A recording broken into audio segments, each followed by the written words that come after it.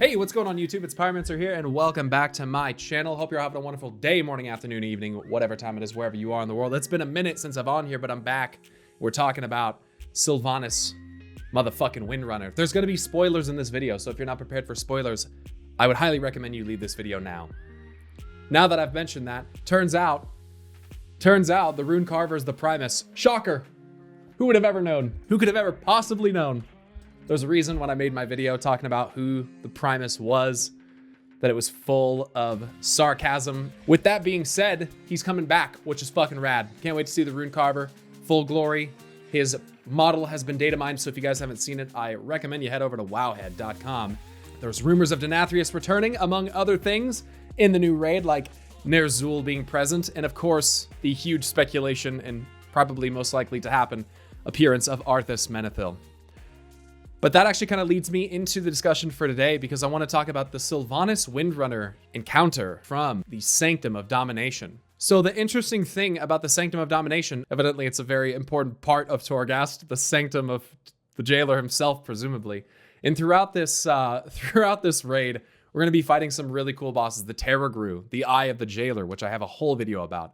The Nine. And the Nine sound like it's something to do with Valkyr. I mean, some of the loot looks like Shard of Anhild's Aegis. It definitely looks like these are Valkyr. I just want to throw out there. 9 ravens take flight. Each seeks a prize to earn her favor. The 9 ravens. It's funny that there's literally a boss called the 9 in the new raid, and it's the raid in which we fight Sylvanas Windrunner, and we'll probably see some of Helya in the raid as well if I had to take a shot at the dark. Let's get to the one that I care the most about. That is Sylvanas Windrunner. We're going to quickly go through not so much the abilities themselves, but actually the phases of the fight and the quotes that have to do with them. Then we're going to talk about the description that comes from the new Sylvanas novel, which is going to be an interesting time. So let's get into this real quick. So Sylvanas Windrunner has, I think it's like 4 phases. Stage 1, a cycle of hatred. And the quote says, "We have forgotten what makes us strong." This battle's taking place atop Torghast, while the jailer remains elusive, is what it says. An interesting thing about the cycle of hatred, because all throughout BFA, we had, little dialogue bits here or there that talked about breaking the cycle. That's something that Saurfang had mentioned several times. With that also being said, you guys may have noticed I have a bunch of comics on the wall here, and I haven't read them all, admittedly. But the first comic is basically Algalon, the Observer's perspective of Azeroth. And he identifies that we are in a cycle of hatred. We're like in an eternal conflict, basically. And the very first comic calls it the cycle of hatred. We have the intermission phase, a monument to our suffering. You are unfit to wear this crown. Maybe that's alluding to the fact that the Lich King and all of that is really just a little mimic of the jailer in the first place, being unfit to wear that mantle. The monument to our suffering quite literally being one of the first lines out of the Shadowlands launch cinematic. This is what it says though. Upon reaching 80% health, Sylvanas chains all players with domination chains, then casts Rive, destroying the tower itself. Stage 2, the Banshee Queen. What are we if not slaves to this torment? If that's not what we are, then what is this? Is this freedom? Is this what we're meant to believe is freedom? Because this whole thing about Sylvanas is that she's trying to get away from this situation where there's no freedom, there's no choice, there's nothing. Also in stage 2, it says Sylvanas enters Banshee form, taking to the skies to waylay players' pursuit of the jailer as he ascends. So the jailer's actually like running away in this fight, or like not running away, but probably going to Oribos, as we'll learn as we read more. Thrall and Jaina lend their aid by casting Call Earth and Channel Ice respectively, but must be kept free from interruptions while doing so. So this is going to be a pretty flashy fight from the sounds of it. We're going to be going from the top of Torghast through some type of probably platform section on the way to Oribos. Then we get down here. Stage 3, the freedom of choice. Nothing can stop what is to come. Sylvanas follows the player's traversal, greeting them for the final showdown between death and inevitability in the jailer's master plan. So basically, we're getting to a point where we're getting here. The freedom of choice. Nothing can stop what is to come. I want you guys to think back to the Anduin and Sylvanas cinematics, right? Where Sylvanas has Anduin held captive, and basically Anduin identifies like, hey, you're trying to get me to give up my hope, because if I do, then you can let go of yours too. You're giving me this choice that you never had, and you think that it's going to justify the situation, but in reality, the choice is yours. And Anduin knew that. It wasn't in his hands. He didn't have the power to make a choice or a decision, really. I mean, he could have, but what is a choice when the outcome of not making that decision is going to be the same anyway? What does a choice really mean at that point? But there's this choice, right? It's freedom of choice. And Sylvanas is going to have to make a choice. A pretty big one. Let's get into that. There's a new book coming out November 9th. We are getting Sylvanas. And here we have this really nice contrast between Banshee Sylvanas with the gold and Ranger General Sylvanas with the blue. So we're going to get this really cool contrast between the two. Again, blue and gold. So basically, go on an auditory journey with voice actress Patty Matson, who's the voice actress of Sylvanas. That's fucking rad. Who will narrate the audiobook, which will be published by Penguin Random House Audio. You can pre-purchase. There's a link. I'll have a link to this page in the description. About the book, here's where shit gets fucking crazy. Because we're going to start to look at the jailer's master plan and Sylvanas' plan. So strap in. This is where I think the video gets fun. Ranger General, Banshee Queen, War Chief. Sylvanas Windrunner has borne many titles. To some, she is a hero. To others, a villain. But whether in pursuit of justice, vengeance, or something more, Sylvanas has always sought to control her own destiny. The something more there is more than likely referring to like freedom. The power to achieve her goals has never been closer, as Sylvanas works alongside the jailer to liberate all Azeroth from the prison of fate.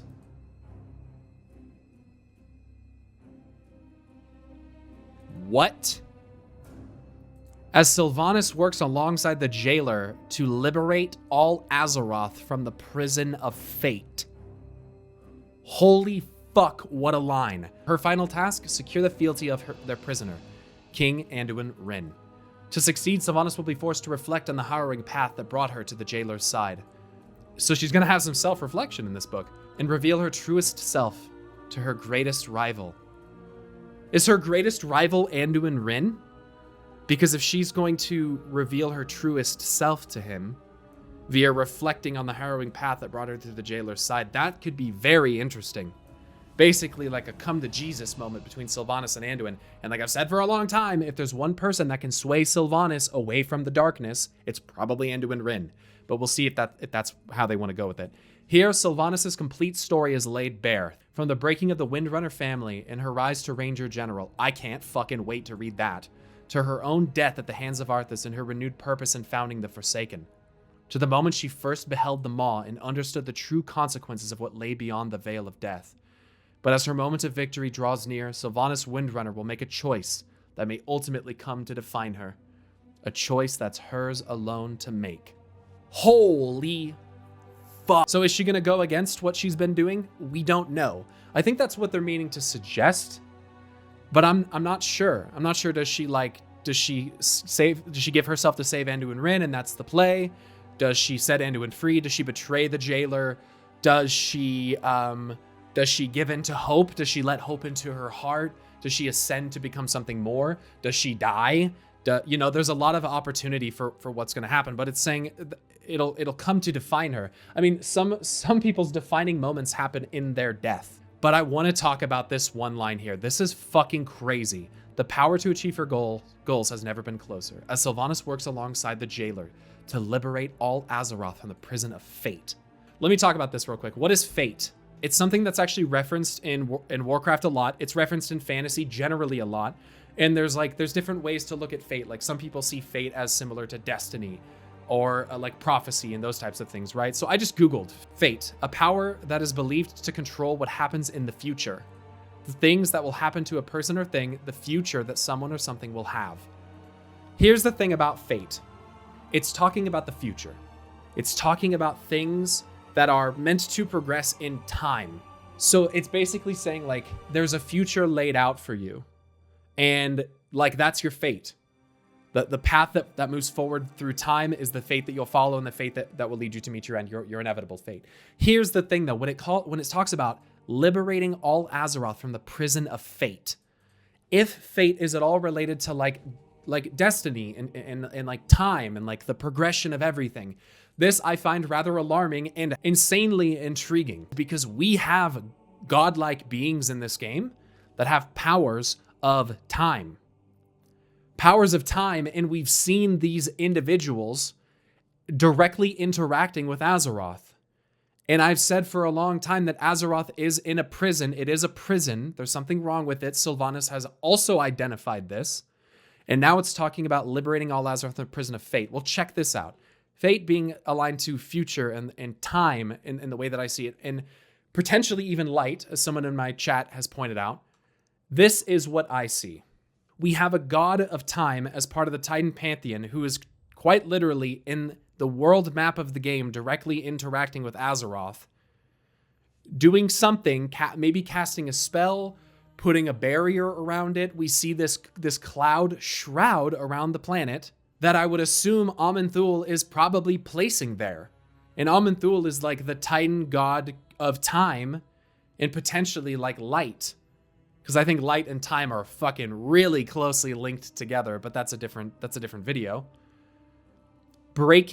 Liberating all of Azeroth from the prison of fate, from the prison of time, from the prison of what was laid out in front of it, the destiny that was basically shaped for it.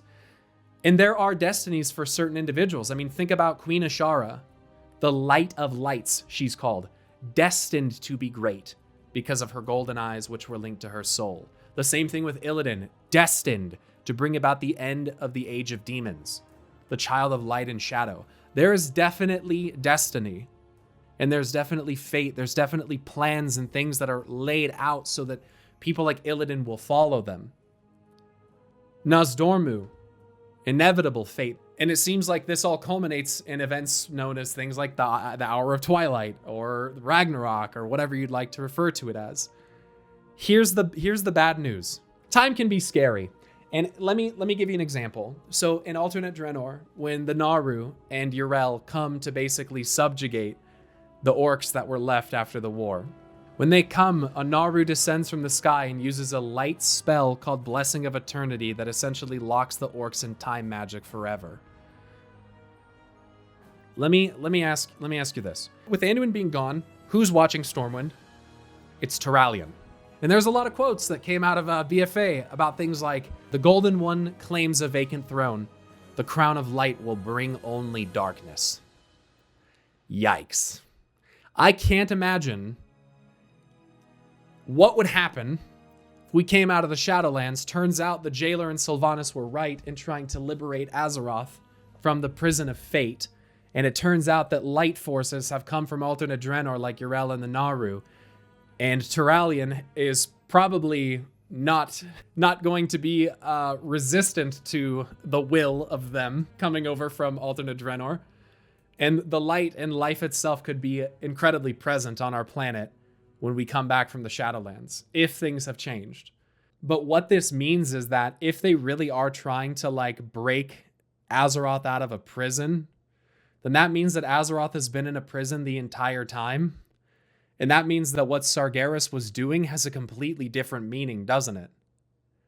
It takes the entire... If that's true, if Azeroth is literally in a prison that the Titans built for her, if that's true, then that flips the entire Titan and Sargeras quarrel on its head, if Sargeras was aware of it.